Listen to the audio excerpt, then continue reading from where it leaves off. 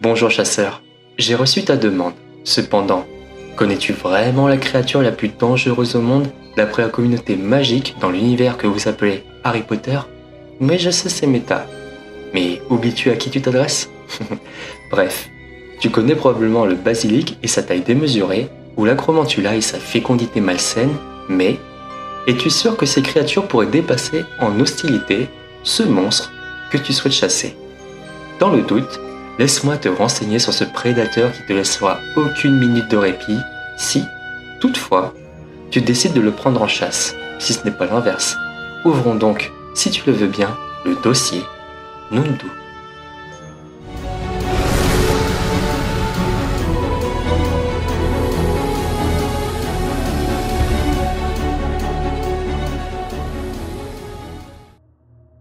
Alors, avant de parler du sujet qui nous intéresse, commençons par préciser certains points.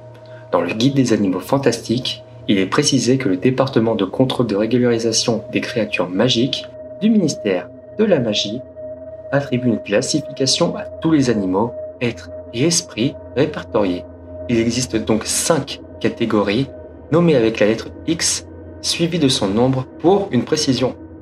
Un seul X pour les êtres ennuyeux, 2 X pour les créatures inoffensives avec la possibilité de les domestiquer, 3 X pour les créatures ne posant pas de problème à un sorcier compétent, 4 X pour les créatures dangereuses exigeant une connaissance spécifique et une maîtrise possible par un sorcier expérimenté, et 5 X pour les créatures tueuses impossibles à dresser ou à domestiquer. C'est là où le Nundu est répertorié. Donnant déjà une première impression de cet être hostile, selon le guide, le Nundu n'a jamais été maîtrisé par moins d'une centaine de sorciers travaillant en tandem, mis à part une exception près. Nous avons peu d'informations à son sujet, mais assez pour savoir qu'il ne faut pas s'en approcher. Si, toutefois, nous ne nous appelons pas Dragono.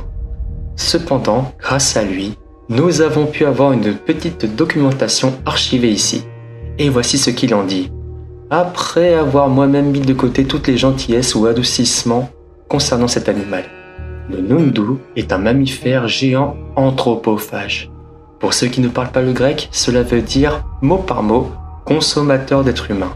Il ressemble à un léopard ou à un lion dont la crinière se déploie lorsqu'il rugit, à l'image d'un diodon.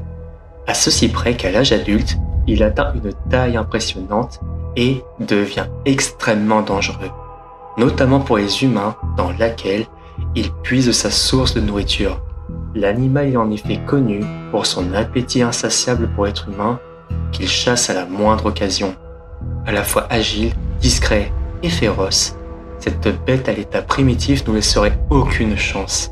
Même aujourd'hui, que ce soit avec la magie, la mécanique ou la balistique.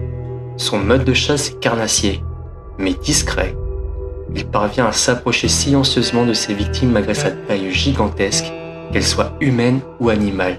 Si la hyène ou le dragon de Komodo possèdent une morsure toxique, voire venimeuse de par les bactéries recouvrant leur mâchoire, on raconte également que le souffle du Nundu véhicule de nombreuses affections pouvant propager des maladies mortelles capables d'anéantir des villages entiers de personnes.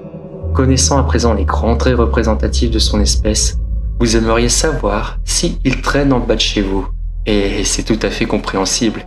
Ici, nous pouvons établir son habitat d'origine en Afrique orientale, c'est-à-dire en Afrique de l'Est, désignant en général les pays de la vallée du Grand Rift africain. Ce qui peut porter à croire, à ce jour, qu'il est endémique à ce territoire. En résumé, propre à ce coin du monde et non présent en dehors de cette zone. Du moins, aux dernières informations ou découvertes à ce jour. Le nom Nundu est très proche de celui de Nunda ou Ngua, qui est un félin légendaire de Tanzanie, ce qui peut laisser prétendre un rapprochement logique bien que non prouvé ou éclairci aux dernières nouvelles. Au XVIIe siècle, l'archive nous raconte qu'Eldon Fricklefrack, un sorcier voleur britannique, fuit un jour son pays pour s'installer en Afrique. Là-bas, il apprend le sortilège de déverrouillage et retourne chez lui avec un bébé Nundu. Chaque jour, il stupéfie le Nundu par la serrure de la porte de sa maison pour y entrer sans danger, et le réveille lorsqu'il s'en va pour éviter tout vol dans sa propre demeure. Un jour, il rentre furieux après avoir découvert la nouvelle utilisation d'un sortilège anti-Olomora dans le pays et oublie de stupéfixer la bête endormie chez lui. Lorsqu'il ouvrit la porte, Fricklefrag se rend compte de son oubli, mais le Noodoo le dévora avant qu'il n'ait le temps de faire quoi que ce soit. Et au XXe siècle, ou dans les années 1920 pour être plus précis, Norbert Dragono parvient à en capturer dans sa valise magique.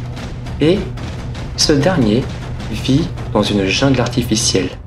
Ceci est donc la dernière apparition de la créature connue, et c'est ici que s'achève la description de cet animal meurtrier. Toi, qui semble hésiter à présent, connaissais-tu son existence ? Savais-tu que le monde des sorciers pouvait présenter autre chose que des griffons, des phénix ou des dragons ? Eh bien, j'espère que tu en auras appris un peu plus sur le bestiaire de cette réalité, qui se voit parfois un peu original de par les cryptides qui s'y retrouvent. En attendant, chasseur, si tu te décides encore à partir en chasse, j'espère que tu n'as pas peur de la chaleur, de la distance, car je pense que ça ne sera pas toi qui chasseras, mais plutôt l'inverse. Je te souhaite également bonne fortune devant tant de muscles et de toxicité en une seule proie. Sur ces inquiétantes paroles, je te laisse, car d'autres recherches m'attendent et d'autres requièrent mon aide pour des cibles encore plus dangereuses que la tienne. Au revoir, chasseur.